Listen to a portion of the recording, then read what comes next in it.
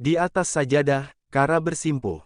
Bercerita pada Robnya, dengan apa yang ia rasakan.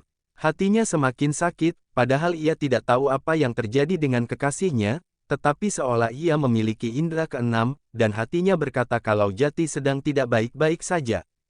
Ya Rab, dimanapun calon suami hamba berada, dan dalam keadaan seperti apapun, tolong jaga dia ya Allah. Hamba tidak memiliki tempat mengadu selain pada Engkau, hamba mohon jagalah dia dimanapun berada. Hamba mohon lindungi dia dari mara bahaya apapun. Air mata Kara kembali jatuh, ketika ia dihadapkan dengan pilihan yang berat. Kemarin-kemarin ia tidak merasa berat sama sekali, bahkan Kara tetap yakin kalau ia tetap bisa menghindar dari Jati, dan tetap bisa meninggalkan laki-laki yang sudah melamarnya. Namun kali ini Kara justru dihadapkan dengan lembah penyesalan yang dalam. Andai dia tidak mencoba menghindar dari Jati, mungkin dia tidak akan secemas ini. Cukup lama Kara berdiam di atas sajadah, sembari pikirannya terbang entah kemana. Bahkan hari ini ia benar-benar tidak bersemangat untuk melakukan aktivitas apapun. Biasanya ia akan bersemangat untuk masak dan dilanjutkan untuk bekerja, tetapi pagi ini ia merasakan seperti tidak ada gairah dan seperti orang sakit. Bismillahirrahmanirrahim, meskipun malas Kara mencoba untuk bangun dan segera beranjak ke dapur membuatkan sarapan untuk adik dan abahnya. Lalu ia harus tetap bekerja seperti biasa, hanya itu pekerjaan Kara, yang bisa digunakan untuk membantu-bantu perekonomian keluarganya. Masak dan semua urusan rumah bisa Kara selesaikan dengan tepat waktu, meskipun pikirannya masih tidak tenang. Apalagi ketika Kara beberapa kali mencoba mengetes menghubungi nomor Jati, tetapi tidak juga aktif. Padahal biasanya pagi hari atau sore hari Jati akan mengirimkan pesan dan menanyakan kabar Kara. Namun, hari ini tidak ada kabar apapun. Hatinya semakin yakin kalau Jati sedang marah dengan dirinya. Kara ingin tahu bagaimana kabar Jati, tetapi ia juga tidak tahu nomor siapapun selain nomor Jati. Dalam pekerjaan pun, Kara hari ini banyak melamun. Hal itu karena sampai siang ponsel Jati tidak aktif juga. Ah Jati, bagaimana kabarnya? Ah Jati baik-baik saja kan? Tolong telepon Kara kalau Ah Jati sudah baca pesan Kara. Ini entah pesan keberapa yang Kara kirimkan pada Jati. Setelah sebelumnya berkirim pesan tetapi tidak ada jawaban juga. Berharap setelah pesan ini Kara akan mendapatkan kabar dari Jati, dengan alasan ponselnya mati atau apalah ia akan mengerti daripada tidak ada kabar sama sekali. Ah Jati, tolong jangan buat Kara seperti orang gila. Kara sangat menunggu kabar dari Ah Jati, telepon Kara kalau Ah Jati membaca pesan dari Kara. Kara terus mengirim pesan, harapannya masih sama Jati akan memberikan kabar padanya. Asteris asteris asteris asteris asteris asteris asteris. Di lorong rumah sakit yang sepi, Iren mengayunkan kakinya dengan kencang menuju ruang ICU di mana anaknya dirawat.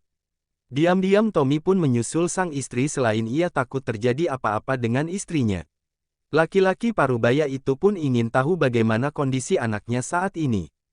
Meskipun laki-laki parubaya itu keras dan seolah sangat membenci Jati, tetapi dalam hatinya yang terdalam ia juga mengharapkan apapun yang terjadi dengan Jati segera terlewati.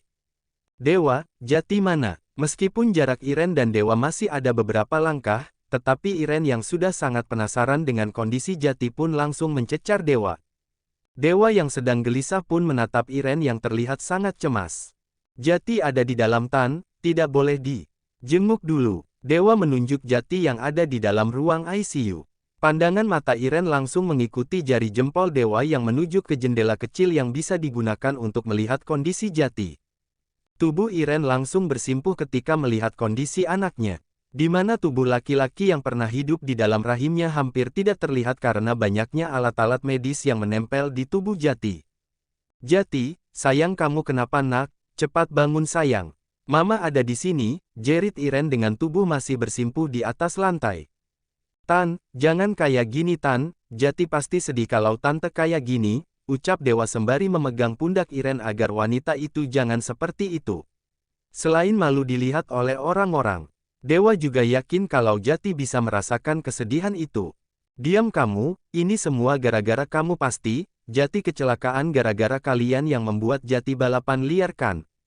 Dek, ketakutan Dewa benar-benar terjadi. Orang tua jadi menuduhnya penyebab atas kecelakaan anaknya.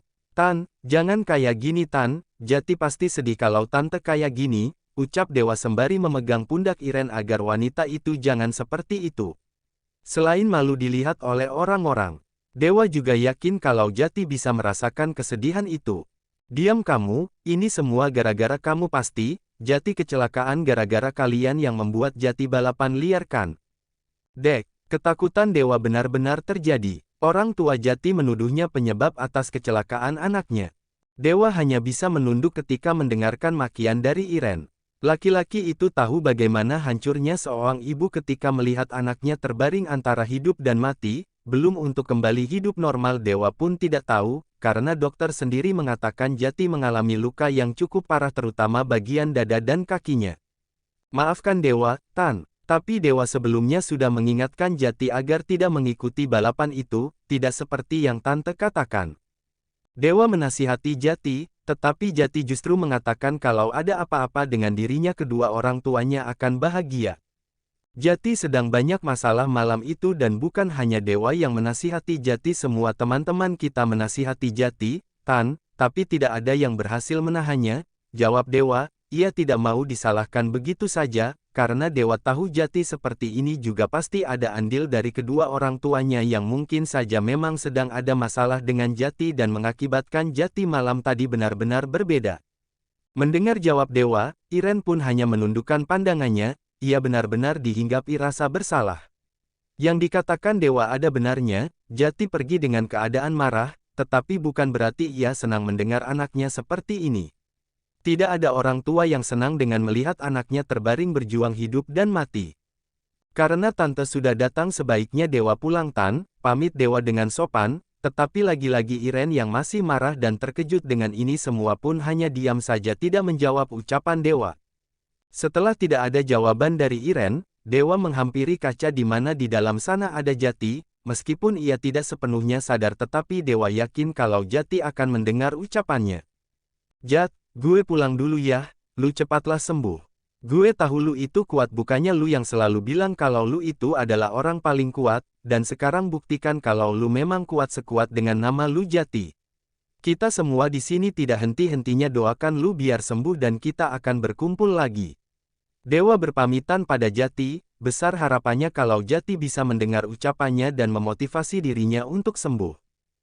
Dewa pulang Tan, sekali lagi Dewa pun berpamitan pada Iren. Meskipun laki-laki itu tahu kalau Iren tidak akan menjawabnya. Markas The Kalongs adalah tujuan Dewa setelah pulang dari rumah sakit, ia ingin tahu apa yang sebenarnya terjadi dengan Jati, kenapa dia malam ini sangat terlihat banyak masalah. Tidak harus menunggu lama kini Dewa sudah sampai di tempat yang dijadikan tempat berkumpul oleh anggota geng The Kalongs. Wah, gimana kondisi Jati? Tanya Martin begitu Dewa pulang langsung pada menghampiri ingin tahu kondisi Jati. Dewa dengan lemas duduk di kursi dan menengguk air mineral yang langsung hampir tandas satu botol. Tidak bisa dikatakan baik-baik saja. Sampai sekarang masih kritis, ucap Dewa dengan nada bicara yang lemah. Dewa tidak bisa menyalahkan teman-temannya karena memang malam tadi Jati yang bersikeras mengikuti balapan liar. Terus dia dijaga oleh siapa?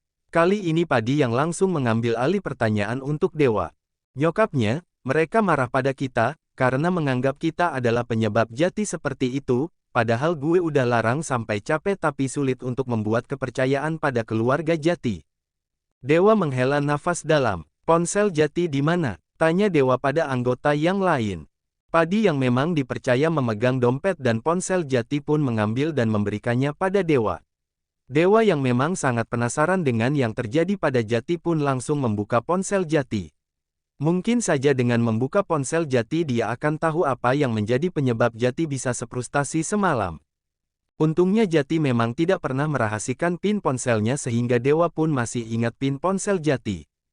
Kening Dewa mengerut sempurna ketika menatap layar ponsel Jati. Banyak panggilan dari kontak bernama Bidadari Surga, bukan hanya panggilan telepon tetapi pesan juga banyak yang dikirimkan oleh Bidadari Surga. Siapa Bidadari Surga ini? Batin Dewa sangat penasaran. Apa dia adalah penyebab Jati putus asa dan ingin bunuh diri? Gumam Dewa perlahan ia membaca chat M Jati dengan wanita bernama Bidadari Surga.